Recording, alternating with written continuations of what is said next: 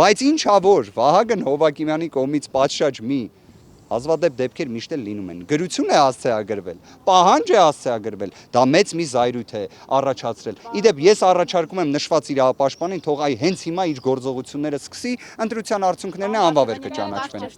Հա, ինձ մկարային քանի։ Ամենաշատը ինչն է ազդել ընտրությունների վերջնական արդյունքների վրա, վարչական ռեսուրսը, ինչ է ամենակարևոր գործոնը։ Շատ լավ, միաժամանակյա մի քանի գործոն։ Վարչական ռեսուրսի չարաշահում, քրեական հետապնդումները եւ քրեադատավարական գործիքակազմը որպես զենք օգտագործել է եւ միջամտել է դրանով ընտրական գործընթացին, երբ որ պատկերացնեք բազմաթիվ անձանց նկատմամբ կիրառվել են ամենաինտենսիվ խափաման միջոցների, միջնորդությունների ներկայացումը եւ այլն, դրանց մի մեծ մասն էլ մերժվել է, բայց բացասական հետևանքը մնացել է։ Մարդկանց մեջ վախի մթնոլորտի տոտալ տարածումը եւ իհարկե նաեւ քվեարկության օրը տեղի ունեցած մի շարք խնդիրները։ Ես այսպես կարձանագրեի, որ այս բոլորը միաժամանակյա իրենց արկայություն ունեն։ Իսկ վարչական ռեսուրսի չարաշահման մեջ խնդրում եմ դիտարկել նաեւ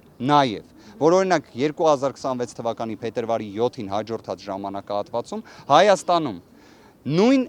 անձինք, որոնք մասնակցել են որպես падգամավորի թեկնածու ընտրություններին, իրականացնում են կենսաթոշակային բարեփոխում ապրիլ ամսին, որը իրենց ողջ քարոզարշավի ընթացքում օգտագործել են։ Ողջ քարոզարշավի ընթացքում, եթե նկատել եք, Նիկոլ Փաշինյանը հարցնում էր մարդկանց. «Բա լավ է, չէ՞ որ կենսաթոշակը բարձրացել է»։ Եթե սա ընտրակաշառքը չի, այլ ձևով իրացվող, իդեպ նաև հենց նույն ընտրակաշառքի հետ կապված, եթե մեր Հայաստանի Հանրապետության իրավապահ մարմինների անկախության երաշխիքները լինեին բարձր, կարծում եմ ձայնագրությունները կլինեին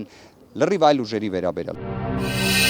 Բաժանորդագրվեք Արմաթ մեդիայի ալիքներին սոցցանցերում, հետևեք մեզ նաև Armat Media AM կայքում։